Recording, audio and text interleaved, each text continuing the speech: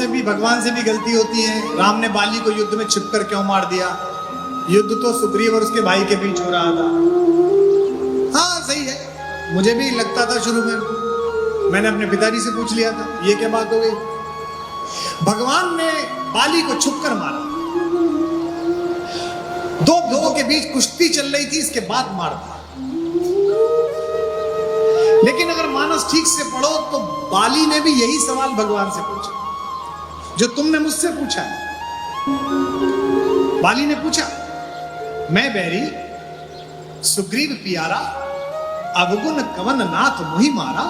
मैं बैरी हो गया, सुग्रीव प्रेमी हो गया, आपने मुझे क्यों मार दिया?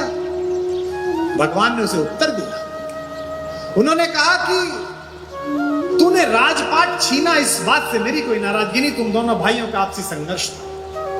लेकिन तूने एक ऐसा अपराध किया जिसमें तुझे मारना आवश्यक था, और तुझको स्वयं श्रीहरि भगवान ने ही यह वरदान दे रखा है कि तेरे सामने जो जाएगा वो आदि शक्ति ले लेगा। इसलिए तेरे सम्मुख में ना तो भगवान का अपमान कर सकता जाकर, और ना ही मैं सुग्रीव को पराजित देख सकता था कि तुझे तेरे अपराध का दंड मिलना आवश्यक था। और अपराध क्या था? अनुज वधू भगिनी सुत नारी सुन सठ कन्या सम ए चारी। रे नीच रे पापी, तू मेरा भक्त अवश्य है, पर तूने ऐसा अपराध किया जिस पर दंड मिलना ही था, क्योंकि छोटे भाई की बहू। इसी मानस की तो कमी है जो तुम सीरियल देख रहे हो रात को 8 बजे महिलाएं देख रही हैं। चैनल का नाम लेकर उसे क्यों बड़ा करो, जिसमें वो एक डब्बू टाइप का हीरो है और वो दोनों बहनों से शादी कर रहा है। पहले बड़ी वाली से कर दी थी, फिर छोटी से छोड़ के दूसरी से कर ली।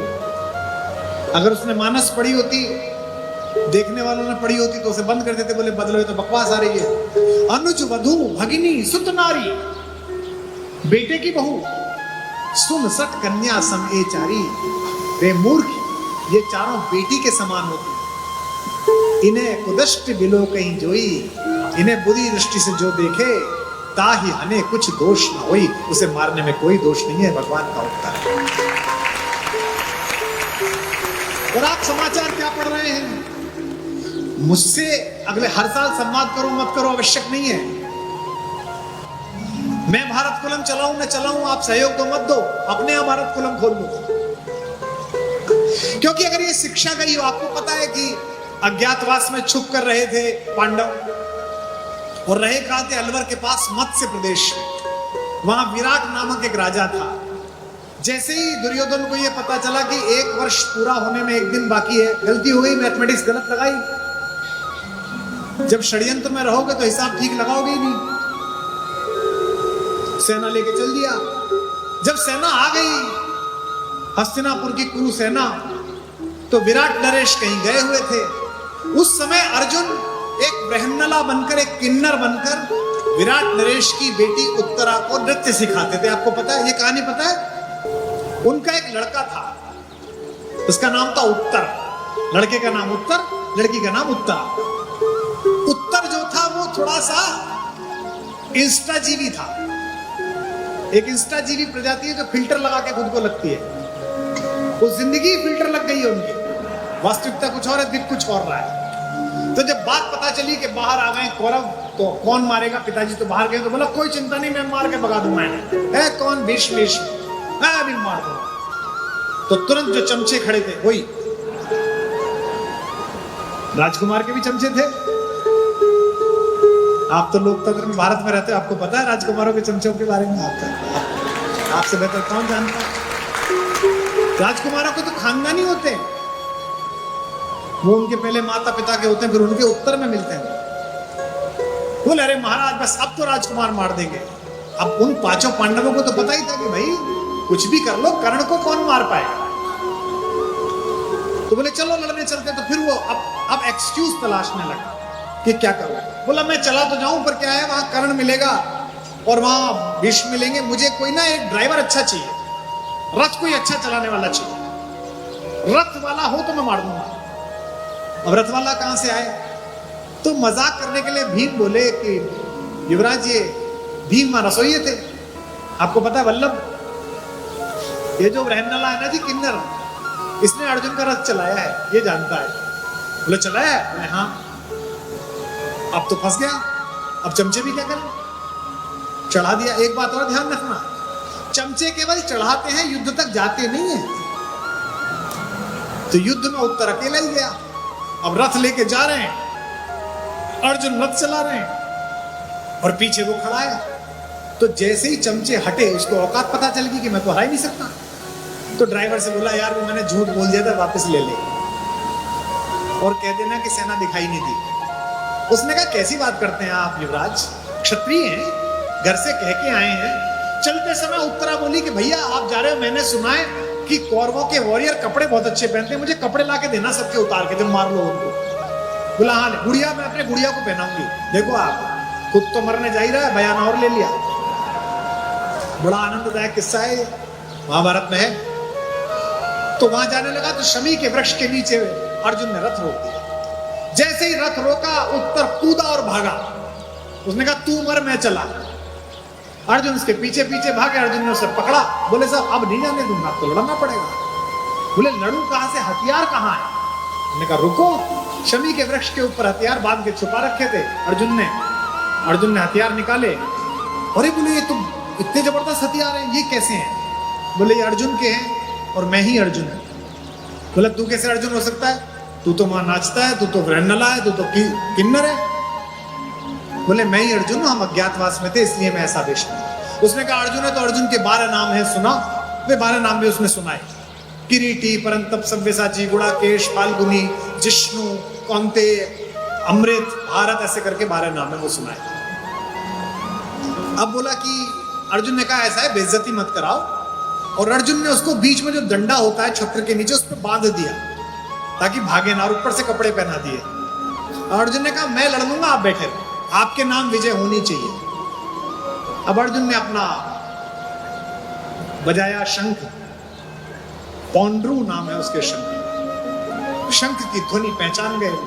ने कहा ये तो अर्जुन है, ये तो सामने आ गया। एक दिन रह गया, फिर दोबारा 14 साल। पिता में भीष्म का नहीं, आज ही सुबह ब्रह्म मुहूर्त में 14 वर्ष पूरे हुए, क्योंकि मैं अपने बच्चों के वापस आगमन का रोज दिन गिनता था।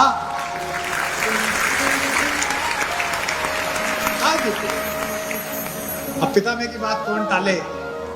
अर्जुन ने पहले 2 बाण छोड़े, एक द्रोणाचार्य के चरणों में आके लगा और एक पितामह भीष्म के चरणों में आके। किस्सा यह है कि अर्जुन ने सबको मूर्छित कर दिया। पराजित तो नहीं करना चाहता था, क्योंकि पराजित करके वो अपमान नहीं करना चाहता था। चलते समय उत्तर ने कहा कि मुझे कपड़े ले जाने अपनी बहन के लिए, गुड़ियाओं के लिए। उसने कहा सबके उतार ले, 2 के कपड़े छूना मत। एक मेरे काका पितामह भीष्म के और एक मेरे गुरु द्रोणाचार्य के, बाकी सबके कपड़े ले। किसी का दुपट्टा ले लिया गया, किसी का और कपड़ा अंगरखा ले लिया गया, चले गए। जो मैं बताना चाहता हूं वो कि अगर ये प्रतीक नहीं समझे तो कितनी हानि होगी। जब पहुंचे तो फिर चमचे फिर इकट्ठे हो गए। अब तो शपथ ग्रहण का समय आ गया, अब तो चमचे चाहिए। महाराज की जय हो, युवराज ने कमाल कर दिया। अब वो संकोच में बोले नहीं, लेकिन बात खुल गई कि ये तो पांडव है।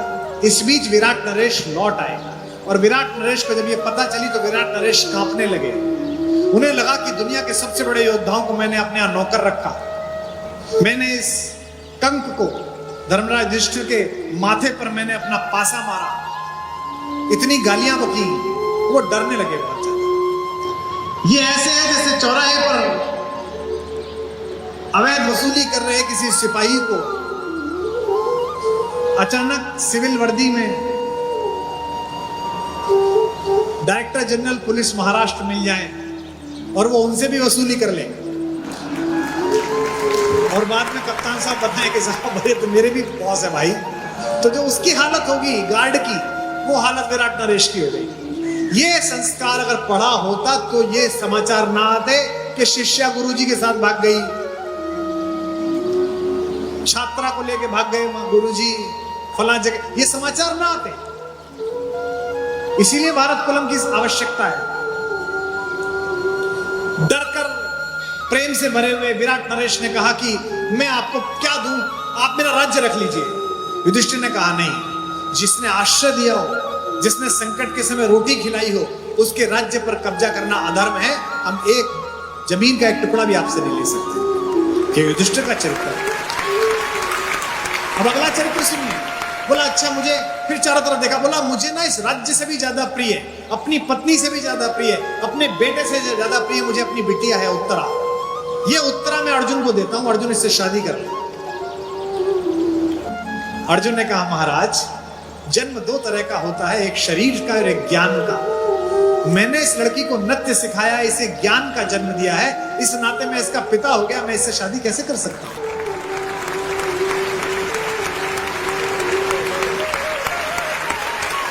विराट ने कहा कि ये तो वाग्दत्ता हो गई, मैंने वाणी से दान कर दिया, वागदान संस्कार सगाई, मैंने वाणी से कह दी कि तुम्हारे यहां गई, वापस कैसे लूं? तब धर्मराज युधिष्ठिर ने मार्ग निकाला कि पुत्र वधू भी बेटी के समान होती है। हम अर्जुन के पुत्र अभिमन्यु के लिए आपकी बेटी का रिश्ता स्वीकार करते हैं। यही बात भगवान बाली को कह रहे हैं कि तू राज्य छीन लेता सुग्रीव का तो मैं तुझे माफ कर देता, तू सुग्रीव की हत्या कर देता तो मैं माफ कर देता, लेकिन तूने अपने छोटे भाई की पत्नी पर बुरी दृष्टि डाली। अनुज वधु भगनी सुत नारी, सुन सठ कन्या समेचारी, इन्हें कुदृष्टि मिलो कई जोई, ताही हने कुछ दोष न हुई। मैं आशा करता हूं जिसने प्रश्न पूछा था उसको उत्तर मिल गया होगा, आपको भी उत्तर मिल गया।